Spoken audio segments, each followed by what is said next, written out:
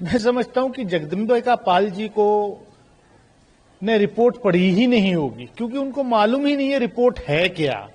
क्योंकि रिपोर्ट जहां से ड्राफ्ट होकर आई, सिर्फ उनको साइन किया है उन्होंने। ये हम भी जानते हैं, हम भी कमेटीज में रहे हैं।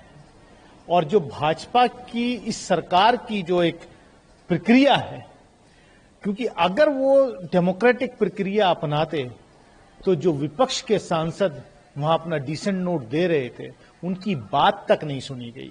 तो जगदम्बिका पाल जी ने एक तरीके से पूरी संसदीय प्रणाली को शर्मसार करने का काम किया है।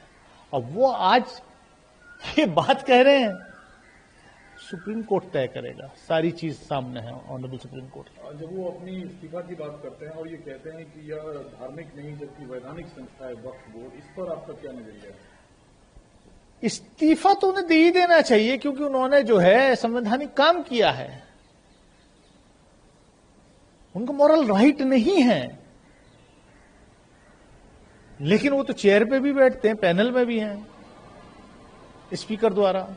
जब कोई सदस्य वहां बोलने खड़ा होता है, किसी शोषित वंचित पीड़ित समाज के सवाल को रेस करता है, तो तुरंत हाउस एडजर्न कर देते हैं। 73 याचिकाएं सुप्रीम कोर्ट में है, पहली सुनवाई हुई, जिसको आपने भी देखा होगा। आगे सुप्रीम कोर्ट से क्या उम्मीद आप जैसे लोगों को है? जब देखिए, ये देश जो है कानून से चलता है। बाबा साहब का संविधान ऐसे ही नहीं, पूरी दुनिया में उसका डंका बज रहा है। संविधान के अंदर चेक एंड बैलेंसेस रखे गए थे कि कभी कोई दीवाने के हाथ में सत्ता आ जाए, मेजॉरिटी आ जाए, तो वो अपने तरीके से देश चलाने लगे, डेमोक्रेसी को ऑटोक्रेसी में बदल दे, तब्दील करने लगे। तो उसके लिए चेक्स एंड बैलेंसेस संविधान में रखे गए, इसीलिए सुप्रीम कोर्ट इंटरवीन कर रहा है। लेकिन उस सुप्रीम कोर्ट को लेकर जो धनखड़ साहब ने बात कही है, जो देश के उपराष्ट्रपति हैं, कुछ आर्टिकल का उन्होंने हवाला दिया और कहा कि इस आर्टिकल के बहाने सुप्रीम कोर्ट जो है वो कार्यपालिका में दखल, सुपर संसद है सुप्रीम कोर्ट। मैं समझता हूं कि माननीय उपराष्ट्रपति साहब अपने पद की गरिमा को उनको बनाए रखना चाहिए। जब इतने ऊंचे पद पर कोई व्यक्ति चला जाता है, तो उसको किसी पार्टी के कार्यकर्ता के रूप में बिहेव नहीं करना चाहिए। मैंने भाषण सुना, उनका जो कल का भाषण है, उसमें वो उज्ज्वला योजना गिना रहे हैं, घर घर नल योजना गिना रहे हैं, उसमें वो जो है घरों में टॉयलेट बन गए गिना रहे हैं, उसमें वो कह रहे हैं प्रधानमंत्री के बारे में कि ऐसा प्रधानमंत्री कोई हुआ ही नहीं, पूरी दुनिया में डंका बज रहा है प्रधानमंत्री। मतलब आप हमारे उपराष्ट्रपति हैं, देश के माननीय उपराष्ट्रपति हैं, कुछ लिहाज कीजिए। और माननीय उपराष्ट्रपति महोदय से मैं कहूंगा कि जो कॉन्स्टिट्यूएंट असेंबली में लोग बैठे थे, बाबा साहब डॉक्टर भीमराव अंबेडकर के नेतृत्व में जिन्होंने इस संविधान की रचना की, वो आपसे और हमसे ज्यादा योग्य थे। और इसीलिए चेक्स एंड बैलेंसेस रखे गए थे। न्यायपालिका, जुडिशियरी सरकार का अंग नहीं है। माननीय उपराष्ट्रपति जी, आप जुडिशियरी को सरकार का अंग मान रहे हैं क्या? या सरकार का अंग बनाना भाजपा चाहती है जुडिशियरी को? वो नहीं है, ना है और ना कभी इस देश की जनता होने देगी।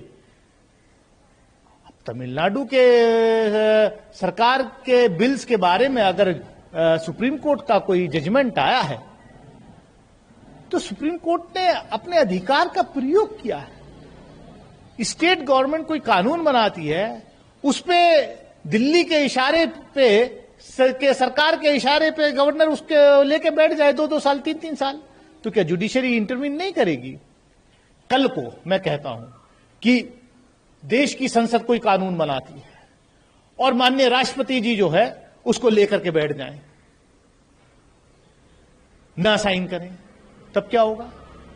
कानून में प्रावधान है ना कि एक बार नहीं, आप वापस करिए, जब दोबारा संसद पास कर देगी तो आपको करना ही करना है।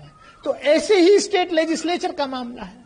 तो सुप्रीम कोर्ट ने जो है आईना दिखाया है कि आप देश को प्रदेशों को, जो इंस्टीट्यूशंस हैं, उनको कानून के मुताबिक चलाइए। अब क्योंकि कोई फैसला सुप्रीम कोर्ट का सरकार के खिलाफ आ जाता है तो आप जो है चिल्लाने लगते हैं।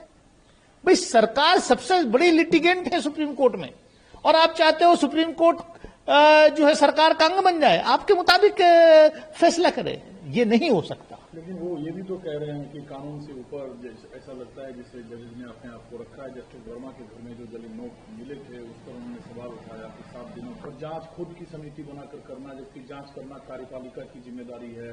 वो ये भी कहते हैं कि राष्ट्रपति के को समय सीमा में नहीं सुप्रीम कोर्ट बांध सकता है। ऐसे सवाल उठा रहे हैं। ये सवाल जब तमिलनाडु की सरकार का सुप्रीम कोर्ट का फैसला आ गया, या वक्फ के मामले में सुप्रीम कोर्ट का ओरल ऑब्जर्वेशन आ गया, तब माननीय उपराष्ट्रपति जी को ये याद आया है। ये तो बहुत पुराना है, काफी समय हो गया। तो इस तरीके से नहीं चल सकता। हाँ, जो हुआ है वो सबने देखा है, उसका एक मैकेनिज्म है। आप उसकी आड़ में सुप्रीम कोर्ट को धमकाने लगे। देश के माइनॉरिटी अफेयर्स में, parliamentary affairs minister supreme court को धमका रहे हैं कि अगर ऐसा नहीं होगा तो ये कर देंगी सरकार। यह क्या है? ये देश संविधान से चलेगा या आपके आदेश से चलेगा?